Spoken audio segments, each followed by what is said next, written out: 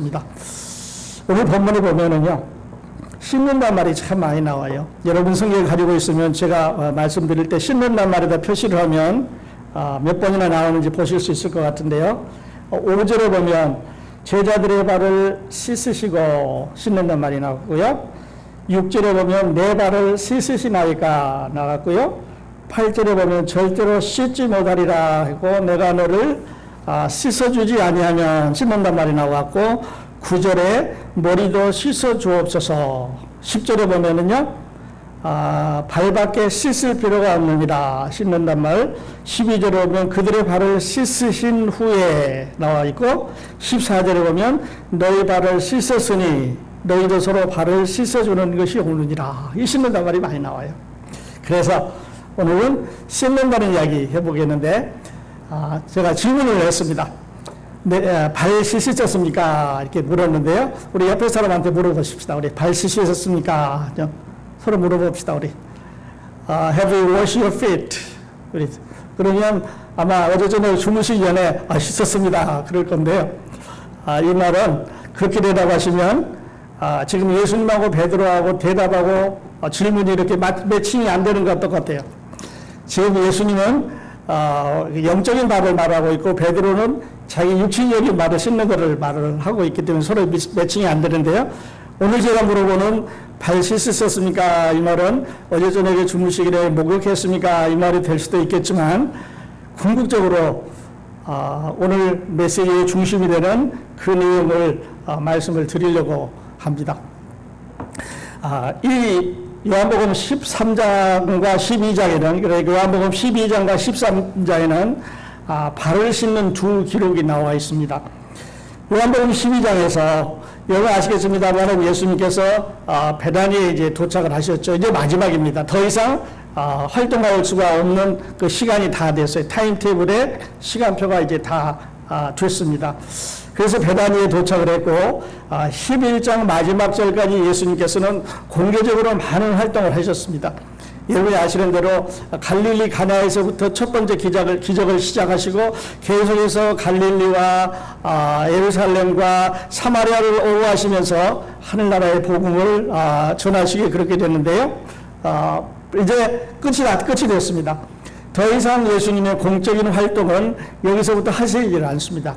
그래서 마지막 날 저녁에 이제 유월절을 엿새 남겨놓고 베다니에 도착해서 나사로와 마리다와 말타가 있는 집에 도착을 해서 그날 밤에 있었던 일을 요한은 이렇게 아주 우리에게 자세하게 기록을 하고 있습니다.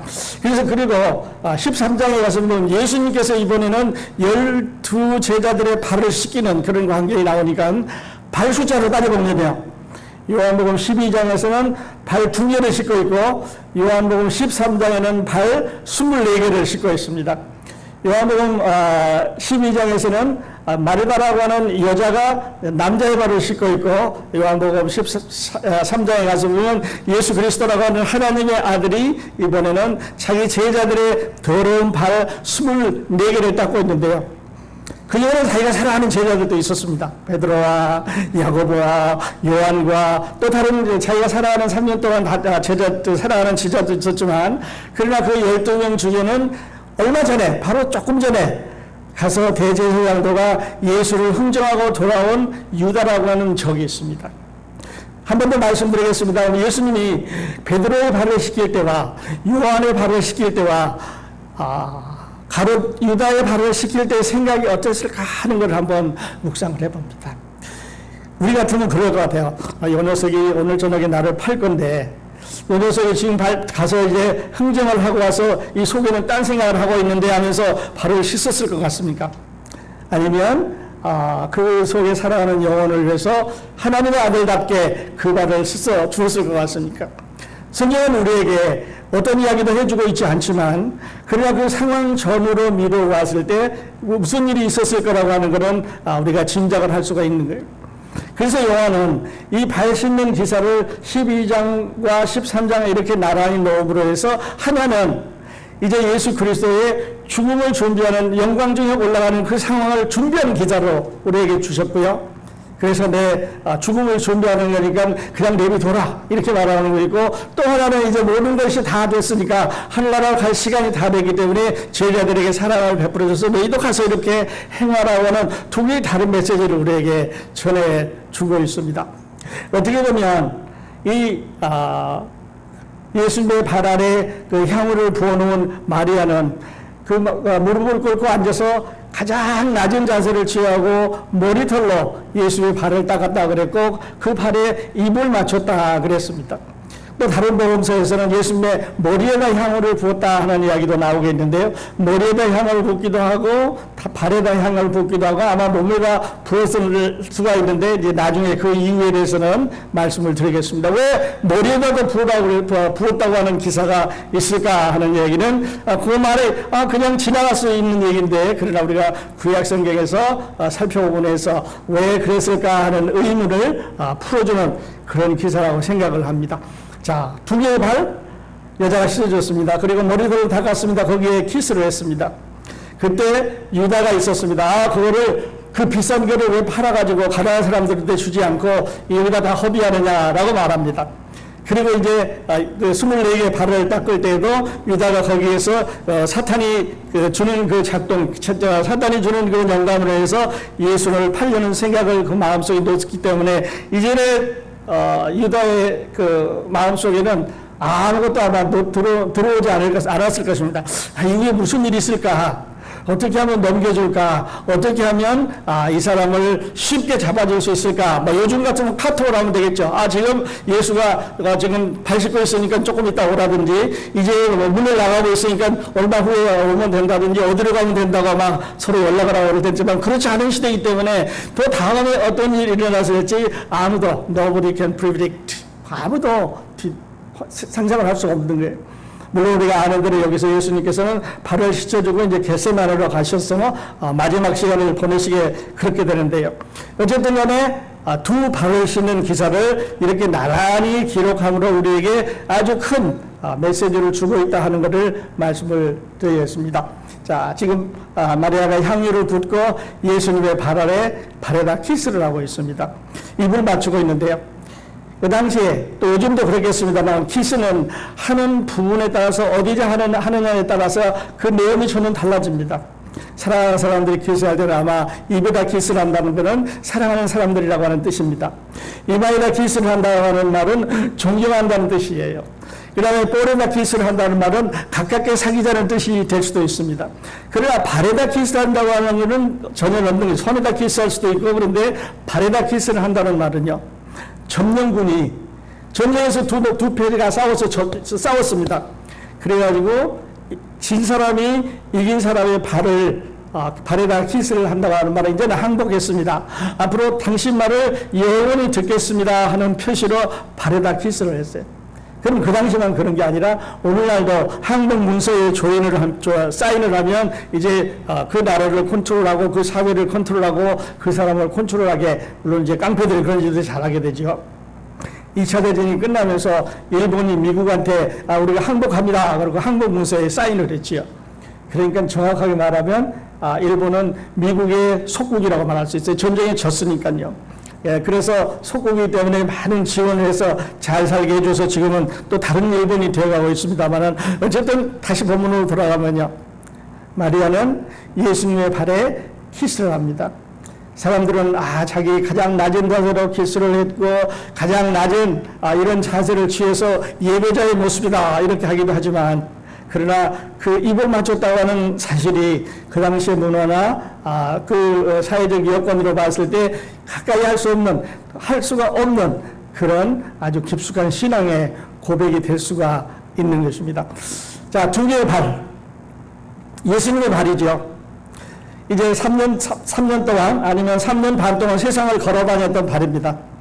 아마 젊은 사람의 발이기 때문에 조금 달랐을 수도 있겠죠.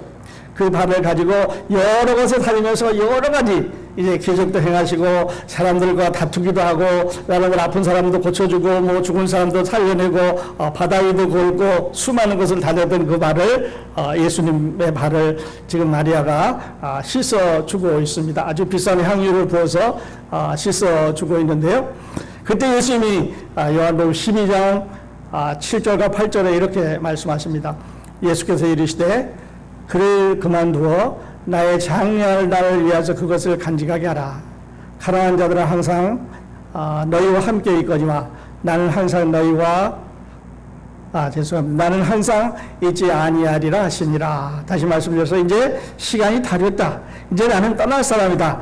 나는 곧 이제 갈 사람이라고 하는 것을 말씀을 하고 있는데, 이때 시간으로 바라면은요, 예수님이 계시는 마지막 날 일요일 날 저녁이라고 말씀드리겠을 수가 있습니다. 목요일 날 붙잡혀 있었으니까 그 다음 사건은 목요일 날 저녁에 있었던 그런 일이기 때문에 시간이 다 그런 일입니다. 말씀드렸던 대로 입맞춤은 어디다 맞추느냐에 따라서 그 입맞춤의 정의가 많이 달라지는데, 말씀드린 대로 그렇습니다. 그리고 이제 오늘은 요한복음 13장 예수 그리스도의 고별 설교입니다. 이후에 예수님은 어디에서도 설교할 기회가 없었고 누구와도 만나서 하늘나라에 대해서 이야기할 수 있는 기회가 없었습니다. 왜냐하면 최후의 만찬을 하시고 이제 제자들의 발을 씻기시고 곧바로 겟세마네 가셔서 거기서 붙잡히셔서 가야바의 궁전으로 들어가기 때문에 이제는 퍼블릭과 접촉할 수가 없는 그런 마지막 설교를 지금 예수님의 제자들하고 하고 있습니다. 예수님의 첫 설교는 어디서 시작됐냐면요, 갈릴리 가나의 혼인잔치 집에서 시작됐습니다. 그러니까 패밀리 백그라운드, 패밀리 안에 시작이 됐죠. 그리고 예수님의 마지막 고별 설교는 누구하고 지금 하고 있느냐면 예수님의 제자들과 함께 방 안에서 하고 있습니다. 밥 먹고 나서, 저녁 먹고 나서 발을 씻기는 모습을 생각해 보면서 우리는 이런 생각을 할 수 있습니다. 그 당시에 풍습으로 봐서 집안에 손님이 들어오면 물을 갖다 주고 발을 씻고 방으로, 집 안으로 들어오게 했는데, 그러니까 식사하기 전에 발을 씻어야 되는데요, 식사하고 나서 발을 씻었기 때문에 전후가 안 맞는, 그 당시 상황과 안 맞는 그렇다고 볼 수가 있어요. 여러분은 왜 식사한 후에 발을 씻었다고 생각하십니까? 식사 전에 발을 씻어야 되는 게 풍토고 문화인데, 그냥 성경이 그래서 그런 게 아니라요, 제 생각에는 이런 것 같아요. 예수님은 지금 유대인의 지도자들에게 쫓기고 있습니다. 뿐만 아니라 노출된 지역에, 노출된 장소에 갈 수가 없는 거예요. 왜냐하면 그 유다라고 하는 사람이 지금 거기 머물러 있으면서 늘 예수를 팔려는 생각을 하고 있기 때문에 밀폐인 공간에서 그냥 먼저 안에 들어가서 유월절 식사를 하시고, 왜냐하면 이것은 시간이 정해져 있으니까요. 이 시간을 놓치면 안 되는 거잖아요. 유월절 제사를 드려야 되는 시간이 정해져 있기 때문에 유월절 제사를 드리고 나서, 그리고 이제 시간 여유가 조금 있습니다. 그리고 겟세마네로 올라가게 되는데요. 이 고별 설교를 할 때 그 마음이 어땠을까?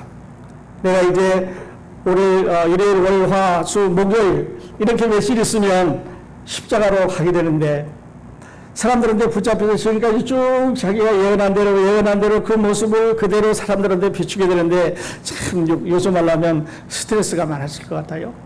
일주일 후에 일주일도 안 남았습니다. 며칠 후에 사람들한테 붙잡혀서 세상을 떠나야 되는 예수 그리스도의 마음은, 이 고별 설교하는 마음 속에는 많은 스트레스가 쌓여있을 것 같아요. 물론 이제 우리 밖에 보면 그림이 하나 그려져 있습니다만, 레오나르도 다빈치가 누가 어디에 앉았는가 하는 것을 자기가 상상해서 그림은 그렸는데, 그때 당시에 예수님이 앉아있고 어느 쪽에 누가 앉아있는지 요한은 아니면 다른 복음서 제자들은 기록하지 않았습니다. 그러니까 예수님 건너편에 유다가 앉았는지, 예수님 맞은편에 누가 앉았는지 이런 얘기를 하고 있지 않습니다. 누구 옆에 누가 앉고 누구 옆에 누가 앉고 그런 얘기를 하지 않고, 다만 예수 그리스도 여기 있으면서 이제 돌아가면서 발을 씻었습니다. 그리고 베드로 차례가 되는데, 베드로 차례가 됐다는 걸로 봐서 아마 바로 옆자리는 아니었을 것 같아요. 조금 사람들이 지난 다음에 베드로 차례가 됐다고 그렇게 말씀을 드릴 수가 있겠습니다. 그래야 그 심정은 그렇게 쉬울 것 같지 않다 하는 얘기를 하고 있습니다. 자, 24개 중에서 몇 개를 닦았는지 알 수가 없습니다. 그런데 예수님께서 발을 씻기시기 바로 전에, 요한은 이 기록을 안 했지만 그러나 누가라든지 마태는 그 당시 상황 가운데서 제자들의 다툼을 기록하고 있습니다. 예수님께서 바로 전에 내가 이제 세상을 떠나서 하늘나라로 간다고 말씀을 하시니까, 이제 다 시간이 다 됐다고 말씀을 하시니까, 이제는 내가 아버지께 영광을 얻을 때가 됐다고 말씀을 하시니까 이제 가긴 가는 모양이다. 그리고 제자들이 서로 그 안에서 다툼을 일으키십니다. 하늘나라 가면 내가 오른쪽에 앉을 거냐, 내가 왼쪽에 앉을 거냐, 아니면 영광을 누가 많이 받을 거냐 하는 걸로 인해서 서로 다툼을 벌여놨다고 성경은 말하고 있습니다. 다툼이 생긴다고 그러지만, 그러나 그 상황을 조금 더 우리가 들여다본다면 다툼이 소곤소곤 웃으면서 속삭이면서 이렇게 하지는 않았을 거라고요. 야, 네가 거기 갈 것 같아? 나는 뭐야? 하면서 그 사이에서 이제 다툼이 벌어졌을 거라고요. 그러면요, 지금 돌아가시기 위해서 마지막 순간을 보내고는 예수 그리스도를 아양곳하지 않고 제쳐놓고 떼어놓고 멀리놓고 자기들 생각 속에 없습니다. 그리고 어디만 있냐면 오직 자기 자신들이 하늘나라에서 어떤 자리에 앉을 것인가 하는 것을 보장받기 위해서 예수님 앞에 다가가는 경쟁자의 모습을 하고 있다는 거죠. 그래서 제가 그 상황을 쭉 묵상을 해보면서요, 어제 오후에 묵상을 해보면서 이런 생각을 했습니다. 이 모습이 오늘날 우리 교회의 모습하고 너무 닮았다. 오늘날 사람들은요, 숫자에 속아서 숫자 노릇 많이 했습니다. 그래서 세계에서 1등부터 6등까지 교회가 한국에 있다. 그러니까 1등부터 10등까지 교회 중에 6개가 한국에 있다. 이런 말도 하고요. 그 다음에 크기를 얘기하고 규모를 얘기하고 그런 얘기를 많이 했습니다. 우리 교회 재산이 지금 3,000억이라는 데도 있고요. 300억이라는 데도 있고요. 억소리는 보통 나는 것 같아요. 그 집합에 가난한 사람들, 그 집합을 지나가는 어려운 사람들을 돌아볼 시간이 없습니다. 숫자 늘려야 되고 교회 지어야 되고 그러다 보니까 그 안에 사람들을 방법으로 조직을 만들었습니다. 사람들 방법으로 계급을 만들었습니다. 사람들 방법으로 이제 운영하는 시스템을 들어옵니다. 그래서 교회에서 장로가 돼야 되고 그 다음에 권사가 돼야 되고 그 밑에 집사가 돼야 되고 또 뭐가 돼야 되고 뭐가 돼야 돼서 교회를 하나의 조직체를 만들었습니다. 그래서 예수님의 복음과는 예수 그리스도가 세상에 오셔서 우리를 위해서 해주신 일과는 상관없이 그들은 모여서 회의하고 그들은 모여서 싸우고 그들은 모여서 다투고 그들은 모여서 세상사를 볼 때에 웃음거리를 만들어 가고 있다는 거죠. 그래서 어떤 사람이 그렇게 말했습니다. 아주 유명한 목사님이 솔직히 말해서 우리 교인들이 세상 사람들보다 더 나쁘지 않아요. 동의하는 말이죠. 세상 사람들은 교회 안에 있는 모이기 때문에 이만큼 숫자로 말하면 한 80좀 나쁜 거를 가지고 있다면요. 교회에 들어와 있는 성도들은 세상에 배운 거 80을 가지고 교회에 들어와서 거기서 또 불렸습니다. 그래서 루머를 만들고 가십거리를 만들고 조롱거리를 만들고 비방거리를 만들고 서로 싸우고 헤어지고 갈라지고 그래서 오늘날 교회가 세상으로부터 비웃음을 당하고 있는 거죠. 예수 그리스도는 밖에 있습니다. 예수 그리스도는 밀려나 있습니다. 그리고 사람들을 나타내기 위한 조직이 되어버리기 때문에 오늘 교회가 이런 모습인데요. 그때 그날 저녁의 모습이 마치 이러지 않았을까 하는 생각을 해보게 됩니다. 마지막으로 한 번 더 질문을 드리겠는데요. 여러분, 예수님의 발을 씻기 위해서는 예수 그리스도의 발을 마리아처럼 씻어주기 위해서는 예수 그리스도를 여러분의 마음 가운데 모셔야 됩니다. 발 씻었습니까? 이 말은 어제 저녁에 주무시기 전에 양말 벗고 물에 담가서 발 씻었습니까? 하는 말이 아니라 예수 그리스도를 맞아 들이셨습니까? 하는 말이에요. 두 번째는요, 예수 그리스도를 집 안에 모셔야 됩니다. 많은 사람들은 예수 그리스도를 믿는다고 하지만 집 안에 들어가 보면 예수님은 안 계신 것 같아요. 예수님, 저 예배당에 교회에 계십시오. 예수님 딴 데가 계십시오. 그래서 예수님 집에 가보면 예수님 이름 없습니다. 예수님 냄새 안 납니다. 예수님 믿는 사람들 같은 그런 모습을 볼 수가 없습니다. 예수님, 나 직장에 가니까 직장에 나 따라오지 마세요. 직장에 가보면 전혀 다른 사람입니다. 그런 모습을 보면서 오늘 우리들의 모습을 한번 비교를 해보는 거죠. 자, 예수님이 제자들의 발을 씻고 있는 광경입니다. 제자들은 궁금한 게 있습니다. 아, 저분이 간단한데 왜 갈까, 언제 갈까 하는 게 궁금합니다. 예수님은 마음속에 이제 내가 이 발을 씻어주는 게 마지막이라고 하는 다른 생각을 가지고 제자들의 발을 씻고 있습니다. 어떤 사람이 우스갯스럽게 저렇게 그랬는데요. 아마 지금 손을 들고 있는 사람이 베드로가 아닌가 싶어요. 그래서 베드로에게 다가갑니다. 그랬더니 베드로가 역시 베드로죠. 내 발은 절대 씻으면 안 됩니다.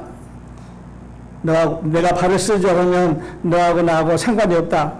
아, 그러면 발뿐만 아니라 온 몸도 씻어주십시오. 이미 목욕한 사람은 온몸 다 씻을 게 아니라 발만 씻으면 된다. 예수님이 하시는 영적인 말과 베드로가 하는 세상적인 대화에 미스매칭이 되고 있는 거죠. 우리도 많은 경우에 이런 미스매칭, 서로 세상 것을 말하고 영적인 것으로 대답하고 영적인 것으로 말하고 세상 것으로 얻으려고 하는 이런 일들을 많이 보게 되죠. 24개의 더러운 발.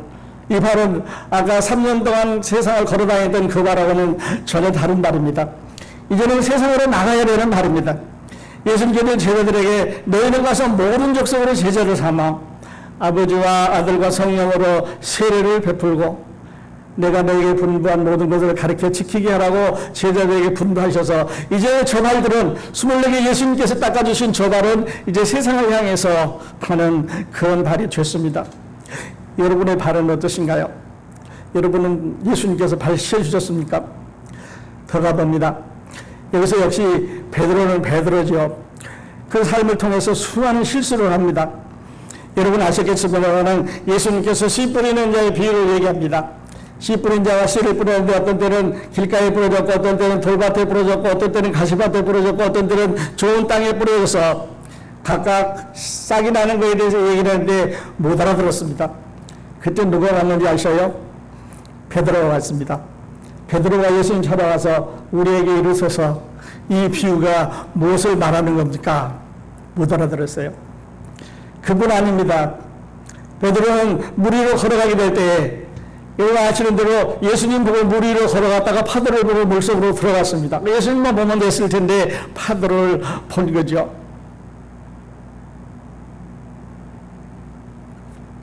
예수님은 베드로와 야고보와 요한을 데리고 변화산으로 올라갔습니다. 그리고 거기서 이제 변형이 되셔서 두 사람으로부터 메시지를 받습니다. 그때 예수님 마음은 예수님 생각, 그래, 이제 내가 죽을 때가, 하늘나라 갈 때가, 고난을 받을 때가 가까이 왔다 하는 것을 이제 메시지를 받았을 거라고요. 그런데 이 사람들은 어떻게 했어요? 잠들었습니다. 그리고 엉뚱한 소리를 합니다. 주여, 초막셋을 싣고 여기 있읍시다. 보니까 너무너무 황홀하고 아름답고 좋은데 세상 것 다 치우고 여기 그냥 있었으면 좋겠습니다. 베드로가 그렇게 말합니다. 뿐만 아닙니다. 예수님께서 천국 열쇠를 준다고 하는 사건은 여러분 너무 잘 아는 사건이에요. 사탄아, 내 뒤로 물러가라. 너는 하나님의 것은 생각하지 않고 사람의 것만 생각하냐고 베드로를 꾸짖은 적이 있습니다. 왜냐하면 예수님께서 하늘나라로 이제 가셔야 된다고 말하니까 간하여 이르되, 영어로는 Peter rebuked Jesus. 예수님에게 야단을 칩니다. 그런 말 하면 못 써. 베드로입니다. 근데 여기서도 발생들의 사건이 나오죠. 뿐만 아니라 베드로는 다 굴기 전에 3번 예수님을 부인했다고 하는 아주 놀라운 실패자입니다. 어떻게 보면 실패자예요. 오늘 인생에 우리가 같이 사귀는 친구들 중에 여러분과 가까운 가족이라든지 친척 중에 저렇게 따라다니면서 계속 비난하고 실패하고 넘어지는 사람이 있다면 우리는 아마 안 맞는다고 그럴지 몰라요. 야, 가봐라. 너는 안 되겠다. 딴 사람 내가 구해야 되겠다 했을지 몰라요. 그러나 예수님은요, 그에 대한 사랑을 버리시지 않습니다. 바닷가에서 부르셨고요. 식사 시간에도 부르셨고요. 다시 부르셔서 내 양을 먹여달라고 부탁을 하는 것은 하나님의 아들이기 때문에 가능한 거지. 우리는 생각해 봅니다. 하나님의 아들이기 때문에 베드로에게 가능하셨다면 하나님의 아들이기 때문에 여러분과 저에게도 가능한 주님이시라는 거죠. 우리는 베드로보다 더 실패합니다. 우리는 더 많은 경우에 우리 주님의 마음을 아프게 할 수가 있습니다. 그러나 베드로를 사랑하시는 주님은 오늘 우리도 사랑하고 용서하고 70번이라도 70번씩 7번이라도 용서하라고 말씀하시는 그 음성을 우리가 생각해 볼 때 그 용서의 모델을 생각을 해 볼 수가 있습니다. 이스라엘 백성들은 이렇게 포터블로 성막을 지은 걸 여러분이 알게 됩니다. 성막에 보면 7가지 퍼니처가 있었는데요. 건물 안에 이 건물 안에 5개가 있었고요. 건물 밖에 2개가 있습니다. 번제단, 물두멍. 그런데 이 번제단은 여기 보면은 짐승을 잡아서 기름을 여기다 태우는 거죠. 그래서 계속해서 불을 피워야 되고, 그리고 제사장들이 안으로 들어갈 때 이 물두멍에서 손을 씻게 됐습니다. 다음 화면에 나오겠습니다만은 출애굽기 40장에 보면 이렇게 물두멍을 이렇게 만들라 그랬습니다. 오늘 여러분이 발을 씻어야 되는 이야기가 연관이 되는데요. 그가 또 물두멍을 회막과 단 사이에 두고, 자, 물두멍입니다. 7개의 퍼니처 중에서 유일하게 사이즈가 없는 퍼니처예요. 다른 거는 다 높이가 얼마고, 길이가 얼마고, 폭이 얼마고, 뭐 이렇게 해서 다 사이즈를 줬습니다. 근데 이 물두멍은 사이즈가 없는 거예요. 그냥 크게, 얼마큼 크게, 너희들이 알고 있는데, 너희가 갖고 있는 배짱대로 크게 만들라고 하시는 퍼니처입니다. 회막과 단 사이에 두고 거기 씻을 물을 담고, 물을 항상 담아놓는 거죠. 자기와 아론과 그 아들들이 거기서 무엇을 씻고 수족을 씻을 때 그들이 회막에 들어갈 때와, 그러니까 텐트 안에 들어갈 때와 단에 가까이 갈 때 씻었으니 여호와께서 모세에게 명하신 대로 되니라. 다시 이 그림을 한번 보면요, 여기 보면 여기 물두멍이 있습니다. 그리고 제사장들이 제사를 드리기 위해서 짐승의 피를 가지고 안으로 들어갈 때 여기 손발을 씻었다고 그랬습니다. 그러니까 하나님의 영광의 존전에 들어가기 위해서는 먼저 뭐를 했었냐면 손과 발을 씻었습니다. 수족을 씻었습니다. 제 생각에는 손보다도 발도 깨끗하게 씻었을 것 같아요. 자, 이 얘기를 다시 요한복음 12장과 요한복음 14장에 있는 오늘날 이 신약성경 이야기로 옮겨가 보자고요. 예수님께서 사람들이 볼 때는 마지막에 왔다 이렇게 될 때 사람들이 볼 때는 time of suffering입니다. 이제 고난받는 시간이에요. 고통받는 시간입니다. 십자가를 져야 되는 시간이고 피 흘려야 되는 시간이고 사람들한테 웃음거리가 되는 시간입니다. 그런데 하나님 쪽에서 보면은요, 예수 그리스도의 타이밍은 이제는 십자가에 죽고 장사되고 부활하고 승천하고 하는 것이 구약 성경에 수세기 동안 하나님께서 예언하셨던 이 영광의 예언이 이루어지는 순간이니까 하나님께 쪽에서 보면은 영광의 순간입니다.